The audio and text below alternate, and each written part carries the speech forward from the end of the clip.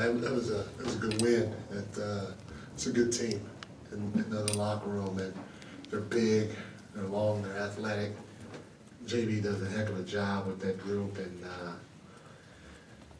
for us to find a way to get a win against a good team like that felt good.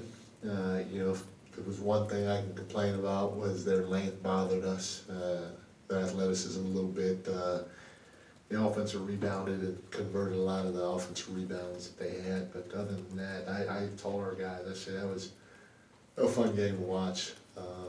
Guys moved the ball, they took great shots, they tried to play fast, tried to play the right way, and it was a lot of fun. A lot of great performances by a lot of different guys. Obviously, Fox was Fox, Domas was Domas. Kevin shot the lights out. Malik came off the bench and gave us a huge lift. Sasha gave us a huge lift.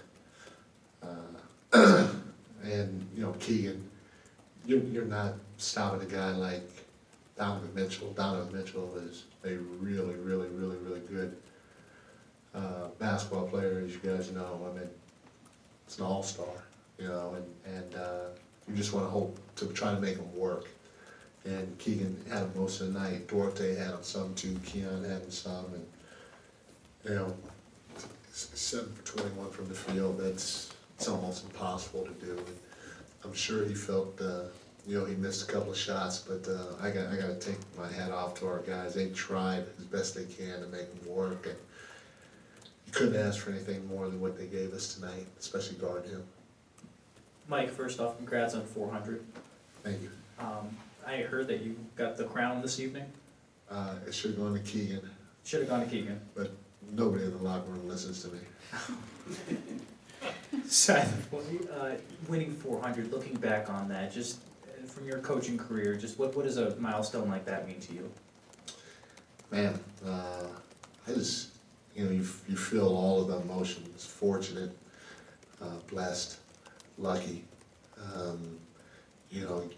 You go back to my time in Cleveland with Dan Gilbert, and you thank him and his family just for an opportunity. You thank all the players, LeBron, Jonas Ilgauskas, Anderson Bergeau, Daniel Gibson, Eric Snow. I mean, I can go on and on and on. Even in LA, the Bus family giving me an opportunity. The late Kobe Bryant, Pau Gasol, Andrew Bynum, Derek Fisher, Matt Barnes. I mean, I can go on and on there too. Just the opportunity. Cleveland again with Dan Gilbert. Here, obviously, being a partner with Vivek. It's been a short run so far, but it's been a fantastic run. He's just a quality human being, and he's passionate about Sacramento. He's passionate about the Kings, and so to be able to be in this with him and current players, Foxy, Domas, Keegan, Kevin, HB, Malik, going down the line, you feel blessed, lucky, fortunate to be around quality people, and people that obviously play at a high level, perform at a high level, and are good people too. And you're able to be a part of it, and with me being the head coach, I get the recognition, but it has a lot to do with all the people that are around me, and players, coaches, owners, medical staff, front office. I mean, I can go down the line, and I feel all of those things and above to be able to sit here and quote unquote be a part of 400 wins in this league. This league is hard. It's very hard. Along those lines, I mean, ironic that it is Cleveland where you got your start back in '05. I mean, do you even just remember, could you even imagine 400 wins for yourself here tonight? No, I didn't even know. Really. Nick, one of our performance coaches, comes in our coaches area after the game, and he starts to say something, and I'm still a little bent up, I guess, about the game, and like, Nick, what? And he goes, Doma. Then he looked at me and he felt me. He goes, nothing. So then all the other coaches were like, what, Nick, what? He goes, Doma's wants you to get the defensive player of the game because you had 400 wins. And I was like, oh. That was the first time I found out. And so I said, absolutely not. Absolutely not. Jordy, don't play that. It's Keegan. Keegan did a heck of a job. So then I walked out, I walked in, gave my little speech, turned it over to Jordy, and he started down, and I thought he was off to a good start. And then after he talked about Keegan, and he used the word bud, I was like, Jordy, don't do that. He doesn't listen to me, and it happened. But I didn't even know. But it for sure is an honor to be a part of something like that in this league. Mike, through the 5 games without Fox, you saw some real struggles from some of your guys, but do you think it's possible that guys like Keegan and guys like Kevin Herter sort of needed something like that, where they're pushed to be something more when Fox is out, and now we're kind of seeing what it can look like when he's back with them? For sure, I said it, I was excited about going through the adversity. I mean, it's sucked, if I can say that word, to going through it, for everybody, and people weren't feeling good, and, we had some people kind of panicking and all that stuff, but at the end of the day, if we can't get through what we went through, was 3-game losing streak, and we might go on a 5-game losing streak, I don't know, but if we can't get through that at this point in the season, after starting 2-1, averaging 120 points a game with Fox in the lineup, if we can't get through that,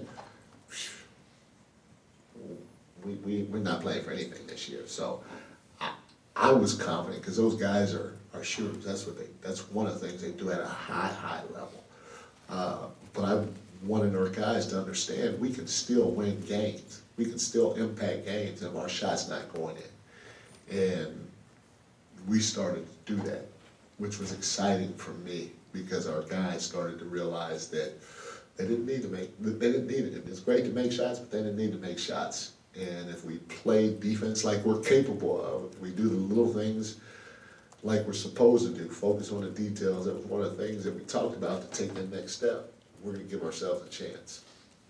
Mike, there's a pretty famous clip of Steve Kerr reacting to a Steph Curry 3 and just smiling and kind of having fun and enjoying the moment. I bring that up because we saw the reaction that you had to the charge call that was overturned by Malik. But I guess with this team, you know how capable they are on offense and the focus on improving the defense. But are you able to step away from the coaching responsibilities for a bit and just enjoy when your team plays the way that they do tonight? For sure, I told him, I said I enjoyed watching them.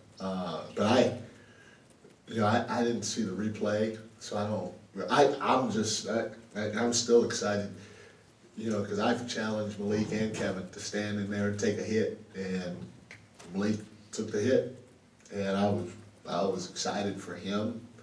I was excited for me, for his team. That was big. I was genuinely excited for that, and I wish the call would have stayed, but at the end of the day, I don't give a rat's behind. He took the hit like he's supposed to, and to me, that shows growth. Mike, congratulations, sir. Thank you. To see De'Aaron come back tonight, and then you guys score 130 for the 3rd time, I think, in 4 games that he's been out there. Does that, kind of going back to my question to you pregame about, maybe eventual MVP type discussions, is that another example of just how he kind of supercharges this team and that offense? No doubt. I mean, he's that caliber player, and his play and our play are gonna start getting him the recognition that he deserves. But I'm telling you, the crazy part about it is he's just scratching the surface of who we can be, and when he gets there, look out, everybody. You mentioned Keegan's defense. De'Aaron described it as he just feels like he's moving better than he did last year. What do you credit that to? They play. The 2 of those guys played a lot of one-on-one this offseason, and it's a testament to Fox's leadership. Taking Keegan under his wing and telling him, "Hey, I'm about to work out, young fella. Come work out. Let's play one-on-one because you're gonna have to get used to guarding guys quick like me and guard guys in pick and roll situations and stuff like that, and so I think that's helped a lot.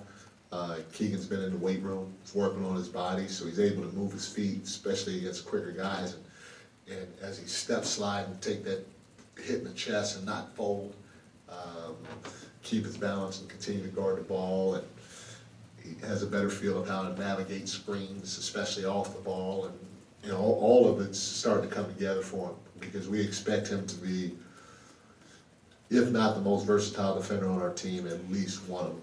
And we shouldn't have a problem at all putting him on a guy like Steph, a guy like Donovan Mitchell, or even a bigger guy like LeBron or Kawhi.